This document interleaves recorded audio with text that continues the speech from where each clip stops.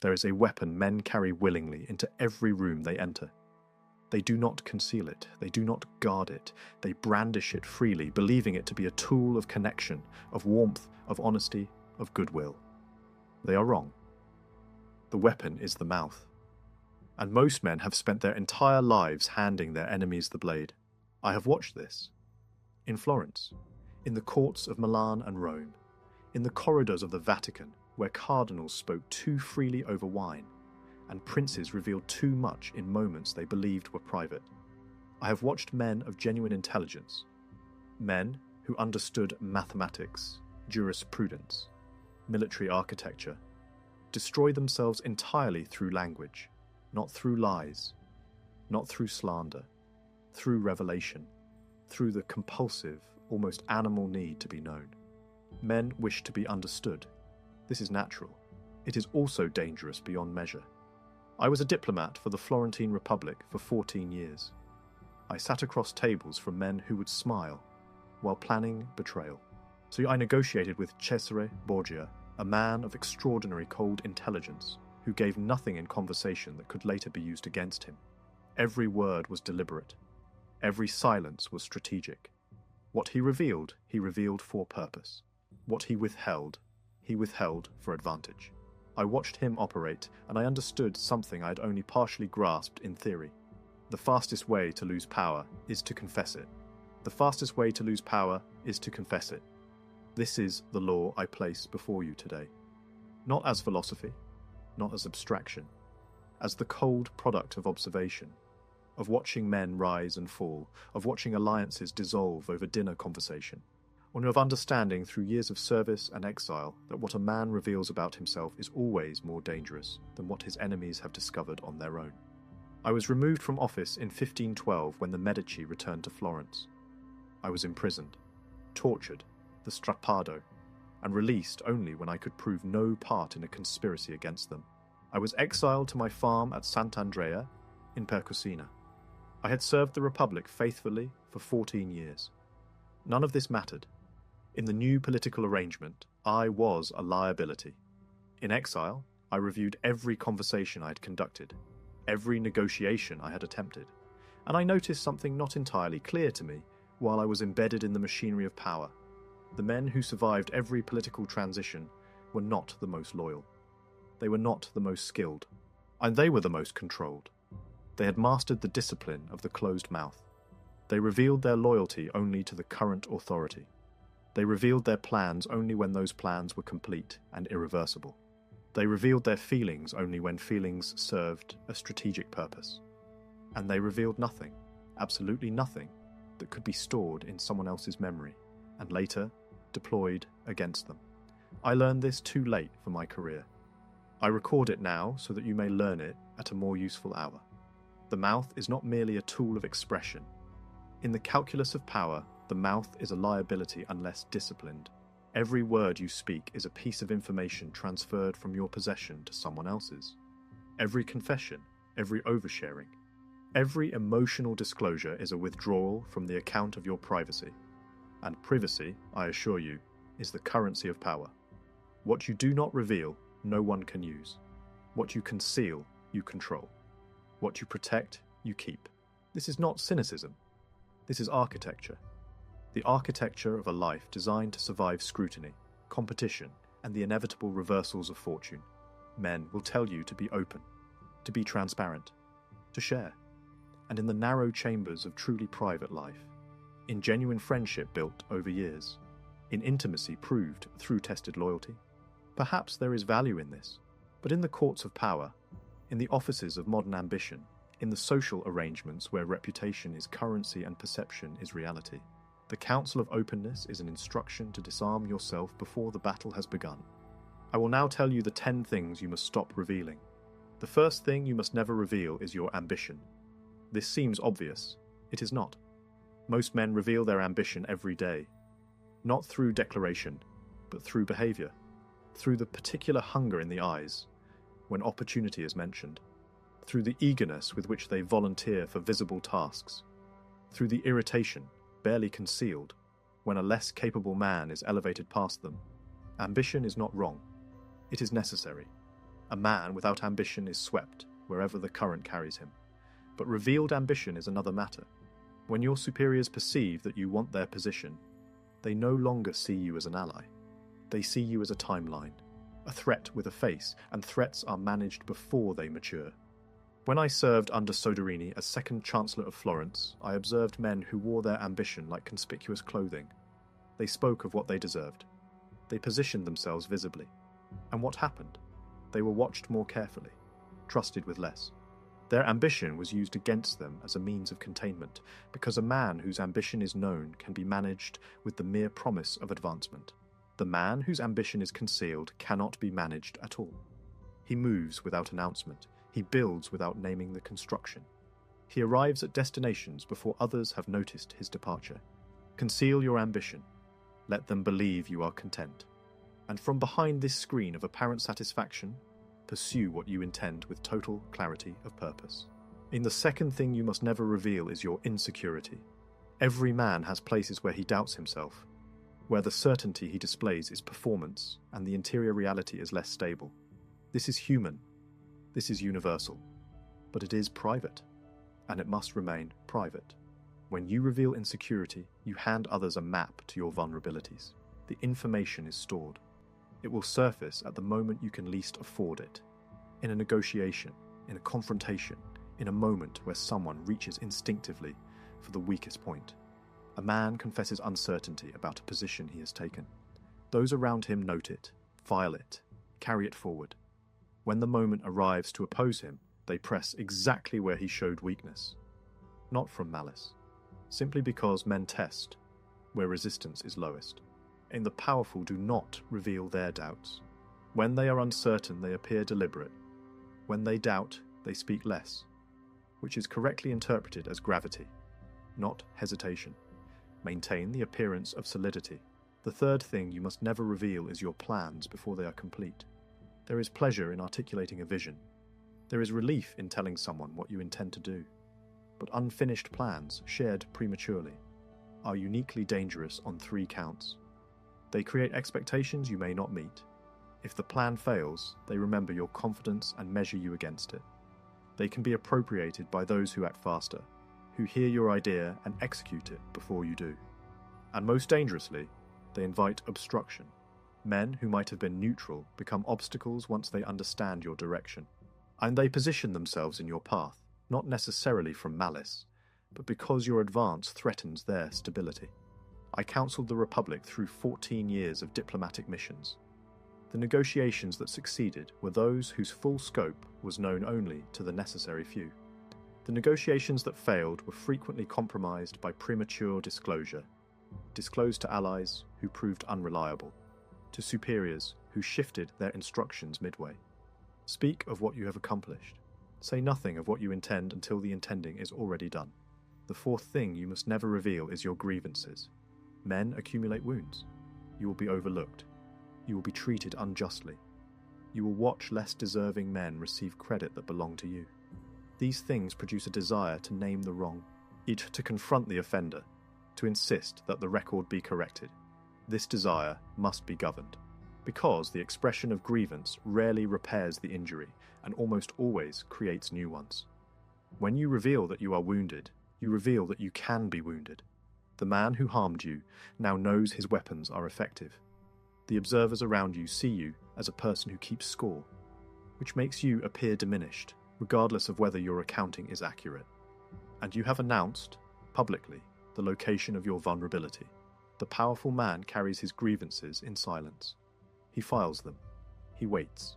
He responds when the moment is advantageous, not when the wound is fresh and judgment is clouded by feeling.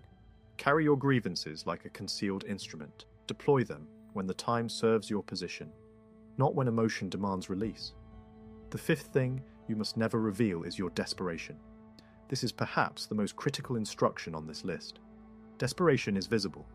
It changes the quality of the voice, the speed of speech, the eagerness of agreement. And when desperation is visible, every arrangement shifts against you. The man who needs the agreement more will always concede more, not because the agreement is worth less objectively, but because his need is known. The merchant who must sell before tomorrow accepts a price the patient merchant would never entertain. The courtier who requires favour will perform services the courtier with alternatives would refuse. Desperation transfers power automatically. It requires nothing of the other party but patience. They wait, and you yield, on price, on terms, on dignity, it's on principle. Conceal your need. Speak less. Allow silence to suggest the patience you may not feel. A confident man does not rush. He does not explain himself more than once. Desperation speaks constantly. Power speaks precisely. The sixth thing you must never reveal is your financial position. Whether you are prosperous or strained, both constitute dangerous information in the wrong hands.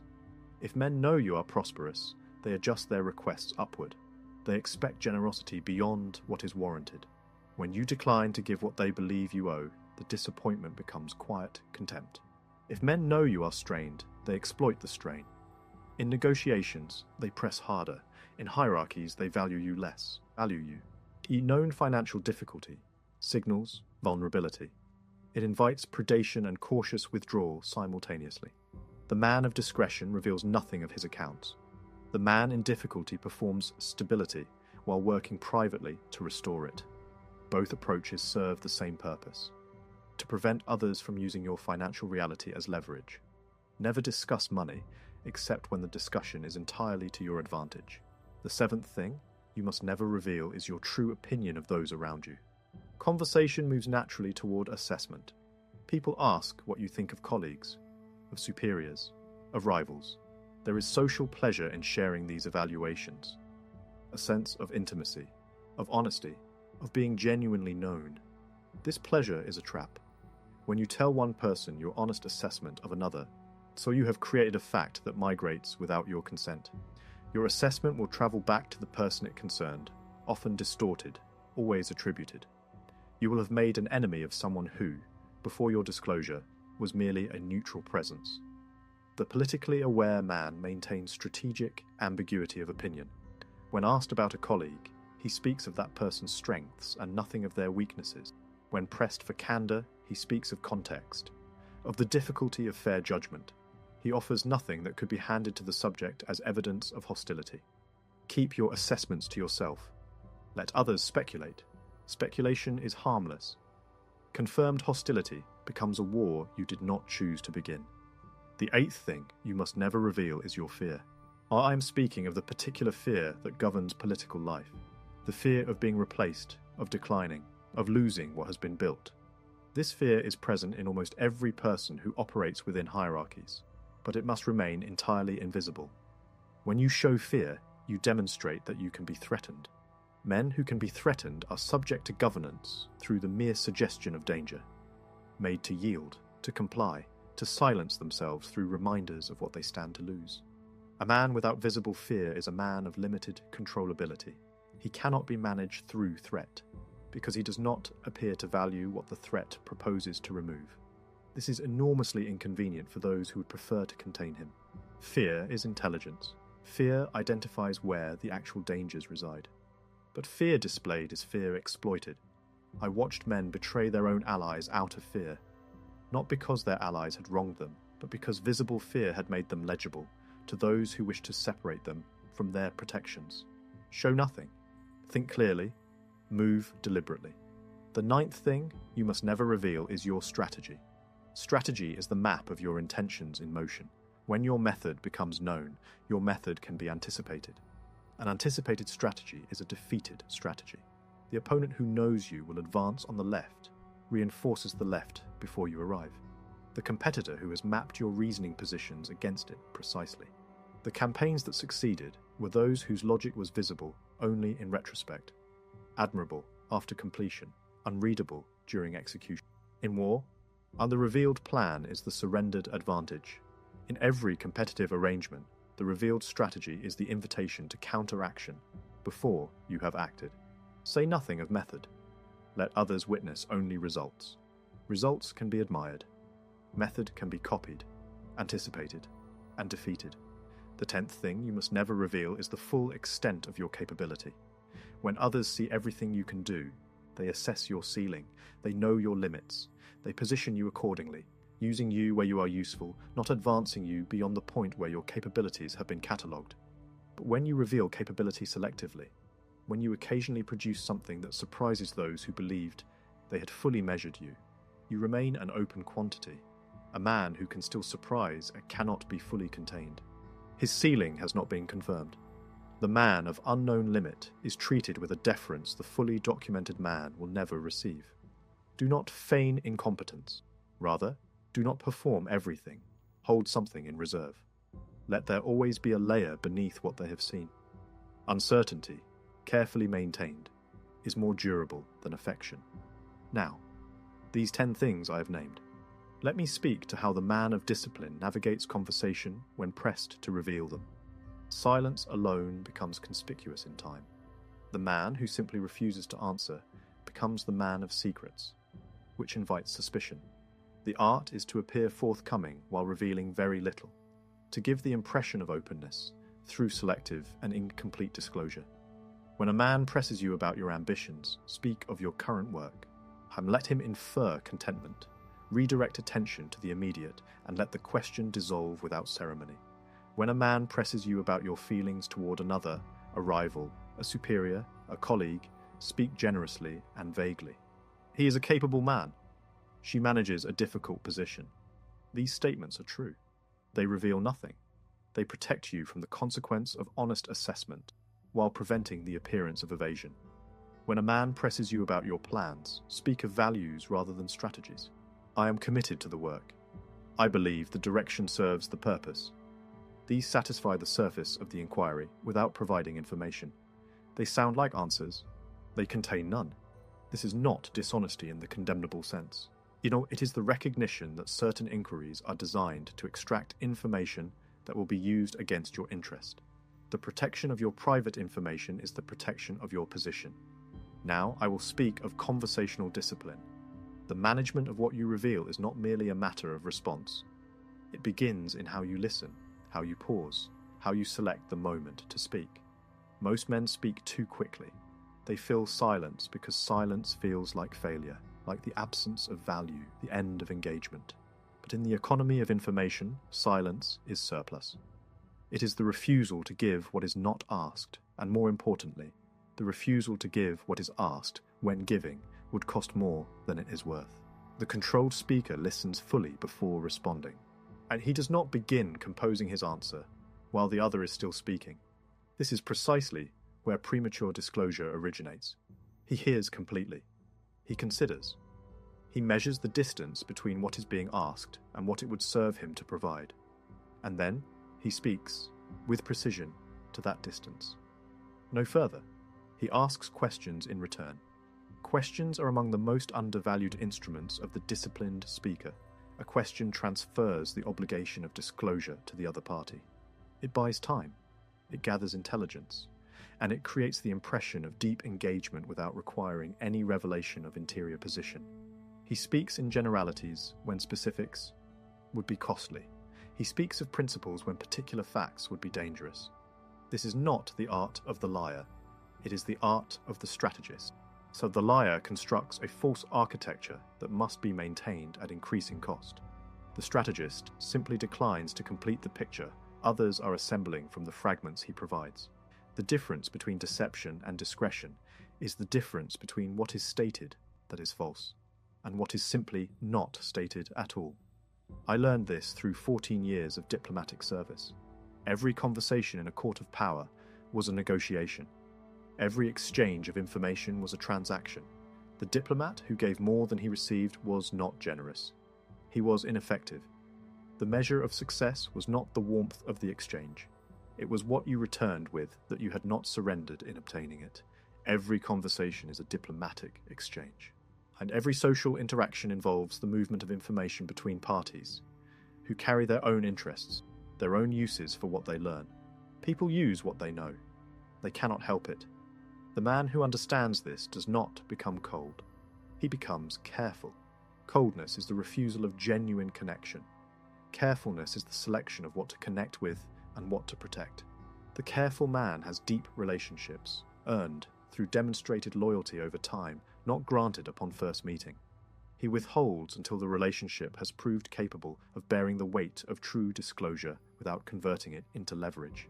Men share too much because they seek connection.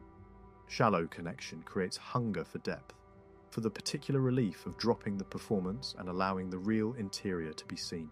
And this hunger is real, but it must be directed with care, not toward every acquaintance, not toward colleagues in whom you have invested little time and less observation. Seek depth with those who have demonstrated over time that they will guard what you give them. With everyone else, honor the connection with warmth and full presence, but protect the information. Warmth without disclosure. Interest without vulnerability. Engagement without exposure. Men also reveal too much from the desire for validation. They share their plans because they want to be told the plans are sound. They reveal their fears because they want reassurance. The disclosure is the seeking of permission, a form of dependency that erodes autonomy. A man who requires external validation for his plans has not yet decided to pursue them. He has outsourced the final determination to whoever will listen. Make your own judgments. Restrict your counsel to the few who have demonstrated wisdom and loyalty across sufficient time. To everyone else, present decisions as already made, and do not assume permanence.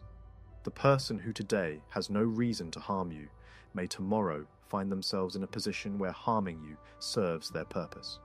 If they carry, in that future moment, everything you have disclosed, your fears, your ambitions, your plans, your financial position, your opinions of others, you have given them an arsenal to deploy at the moment of their choosing. I have watched this in Florence, in Rome, across every court I observed. Men confided in friends who later became rivals when the political arrangements shifted. The friendship did not end dramatically. It simply became a relationship in which prior disclosure was now a resource for the party on the other side of the new divide. Reveal to the moment what the moment requires. No more. The consequences of chronic oversharing are predictable and severe. First, you lose leverage. Every piece of information surrendered is leverage transferred. The person who knows your ambitions can promise or withhold advancement. The person who knows your fears can threaten strategically. Through disclosure, you have equipped others with the instruments of your management. Second, you lose mystique. The fully known man is the fully mapped man, categorized, assessed, assigned a ceiling. The man of retained mystery is always capable of surprise, and the capacity to surprise is the capacity to exceed expectation. Third, you lose respect, not immediately, and not through any single disclosure, but through the accumulated pattern. The man who tells everything begins to seem as a man who does not understand the value of what he possesses. Men who do not value their own possessions are not trusted with the possessions of others. Restraint is a signal. It communicates that the person exercising it is governed by intention rather than impulse. Fourth, you invite exploitation. Not from monsters, from ordinary men responding to available information. When you make your vulnerabilities visible, you have not found sympathetic witnesses. You have identified your weaknesses to everyone present. At some future moment of pressure or competition, someone will press where you have shown softness. The world does not protect you from the consequences of your own disclosure. Remember this. Your mouth is the instrument through which your position is either defended or surrendered. In every room you enter, in every conversation you conduct, in every social arrangement where your reputation is being measured, and it is always being measured, the question is not whether information will be exchanged. It will be. The question is whether you are directing what is exchanged, or whether the exchange is directing you. Desperation speaks, fear speaks, insecurity speaks constantly. In registers its owner cannot hear. Ambition, undisciplined, announces itself with every glance. It is the controlled mind that chooses silence, and the controlled mind that speaks selects each word the way a general selects his ground, for maximum advantage, with full awareness of what is risked and what is preserved. And you have been told that openness is virtue, that transparency is strength, that the sharing of the interior life is the highest form of connection. Perhaps in some arrangements this is true, but in the world I studied, in the world of courts and councils, of competition and calculation, of alliances made and unmade by the same men in the same rooms, The interior self is not a gift to be offered freely to all who ask. It is the most valuable territory you control. Guard it, not from fear, not from contempt for those around you, but because the man who governs what is known about him governs, in significant degree, how he is treated. The man treated according to his own management of perception, rather than according to the vulnerabilities others have catalogued, has achieved a form of sovereignty that no appointment can fully grant and no reversal of fortune can entirely strip away. Men are judged by what they show. Let what you show be chosen. Reveal only what strengthens your position. Everything else belongs to you, and what belongs to you, you do not surrender without calculation.